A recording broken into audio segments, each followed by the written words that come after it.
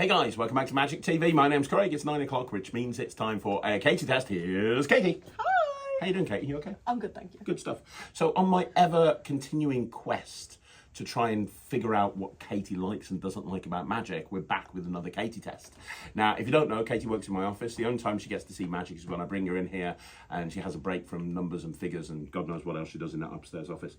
And I get to show her magic. Now, last week, if you didn't see last week, I showed you some David Ross stuff. Yeah. And you liked it, but you preferred mentalism. Yes. So I thought this week, I'm trying to figure out if there's something that, I know you like mentalism, and I want to try and figure out if I can show you something that you prefer more than mentalism. Ooh, okay. So, even though I'm a mentalist now, I'm trying to show you other stuff that you think, that might think, yeah, well, I want to see what you think. So we tried coin magic and you liked it. I tried not just coin magic, but coin magic created by the world's greatest coin magician. So this time, we're going to try rope. Okay. I thought we'll figure it out with rope. See if you prefer rope to mind games. So this is a trick called fiber optics. And this is by a magician called Richard Sanders. Now, Richard Sanders is one of my favourite magicians and has been for a long time. Unlike last week, he's still alive. He lives in Canada, but we don't hold that against him. And he is an incredibly prolific magician and creator. He creates a lot of magic. Some of the best magic tricks ever created were by him. Now, rope magic's been around for years. Years and years and years, and a lot of people have done Tarbay and Daryl. A lot of people that have contributed to rope tricks, but a lot of professional magicians they swear by fiber optics, which is what you're going to see now. So I want to show you, and I want to know what you think. So first of all, have a look at the rope. You'll notice that there's 3 pieces of rope. This piece of rope is the medium-sized piece. This piece of rope is the long piece, and this piece of rope is the short piece. The medium-sized piece is about as long as my arm. Yep. The long piece is about as long as my leg, and it doesn't matter. So you're going to have a look at the... Shut up. You're going to have a look at the rope and you're going to check it out and make sure it's okay. Make sure it's the sort of rope that you'd find in any bedside table. Just checking it's not split in half or anything. Yeah, have a look at it. Yeah, make sure it's okay. Yep. Is it good? Yep. Very good. So we've got the long piece of rope.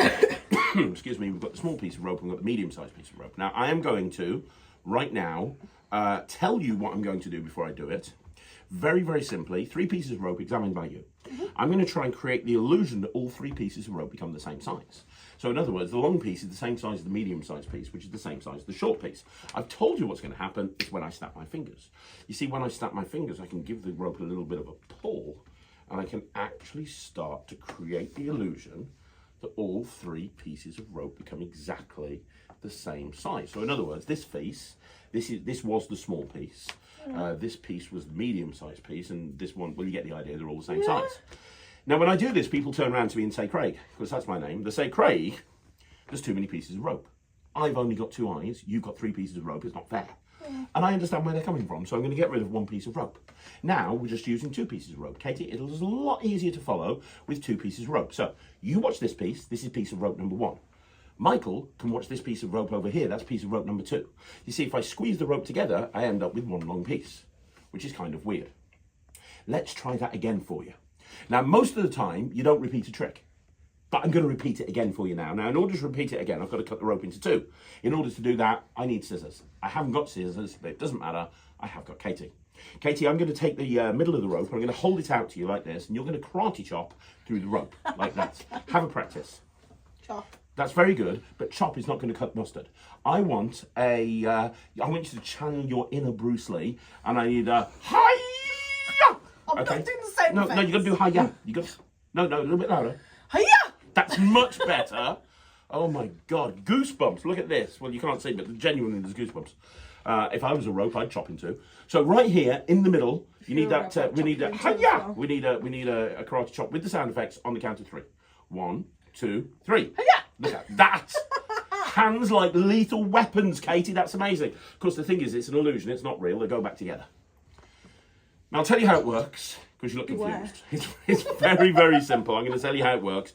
I only have 1 piece of rope. Yes. Now, how it works is I hold the ends in one hand, I hold the middle in the other, and I make the ends of the middle change places so quickly, it looks like 2 pieces of rope.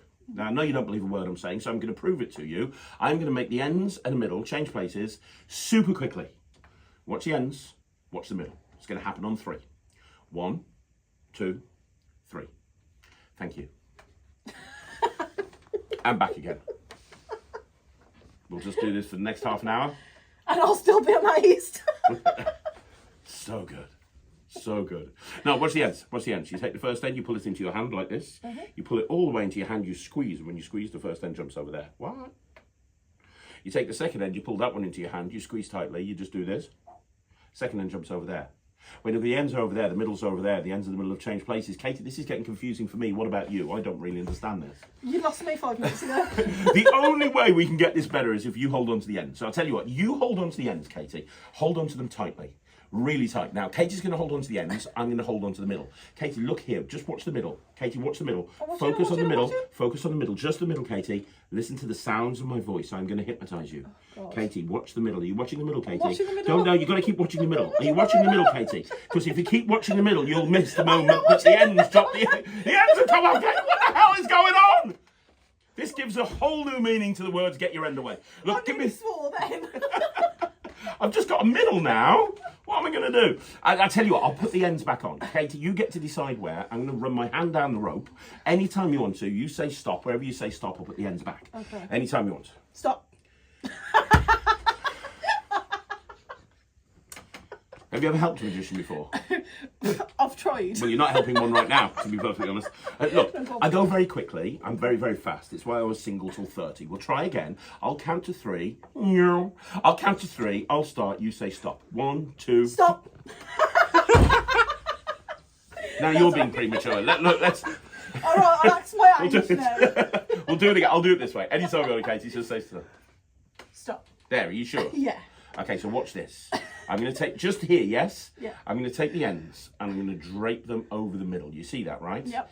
Now, if magic was real, Katie, it would look something like that. What? But we need to go back to the way we were with 3 pieces of rope. I need a karate chop, Katie, right in the middle. Oh, God, again, the pressure. Yes. On 3, don't forget the hiya. On 3, 1, 2, 3. Hiya. Look at that. That's 1 piece of rope. That's 2 pieces of rope. And over here, where's it gone? There it is. That's 3. Have I got a rope? Yeah, there we go. Strangle, yeah. 3 pieces of rope. I thought I lost my rope there. 3 pieces of rope, exactly the way we were at the beginning, except for at the beginning, we didn't have 3 pieces of rope that were all the same size. No, we didn't. At the beginning, we had 3 pieces of rope that were all different sizes. So if I could really do magic, it would look something like that. That's the small piece, the medium-sized piece, and the long piece. And Katie, that is the 3 rope trick. Do I get to keep these ones? No. That stays in my close-up case. So, that's your first experience of rope magic. What do you think? Yeah, I like it. You like it? What do you like about it specifically? I think it's just because it's so visual. It is visual. It's also very different, isn't it, Yeah. as compared to cards and coins and. I like it when you use things that you wouldn't necessarily think, oh, that's going to be a magic trick, like cards and coins. I'm expecting it. Yeah. I wouldn't usually look at a piece of rope and think, oh, that's going to blow my mind. Oh, not in that way anyway. Well, Craig Petty blowing minds with rope With since rope. 1976. Thank you very much. Okay, cool. So, $1 million question. Still the mentalism. Fuck's sake. Really? Really. I've just shown I you. can read minds. I knew what you were going to ask me. I've just shown you the greatest rope trick. Yeah, and Or it's one of the awesome. greatest rope tricks by one of the greatest Canadian magicians. Not there's many options, but one of the greatest magicians ever. And it's awesome, but what was I thinking? I don't want to do hi-ya. I don't know. I'm not a mentalist anymore. I used to be, but I'm not one anymore. So you still prefer mentalism? I still Is it prefer because you mentalism. like that connection? Does it make you feel weird or something? Like, is Yeah. it like, oh, get out of my Yeah, mind? because I'm a very difficult person to read, or so I thought. Mhm. So it blows my mind a little bit when you like, unicorn. So I can't get out of that one. Unicorn, unicorn, unicorn. I don't think I'm ever going to get anything better than mind blocks the way that we're looking. Okay, fair enough. So what would you give this? 100. Still 100. 100%. All right. Yeah. So it's 100% from Katie.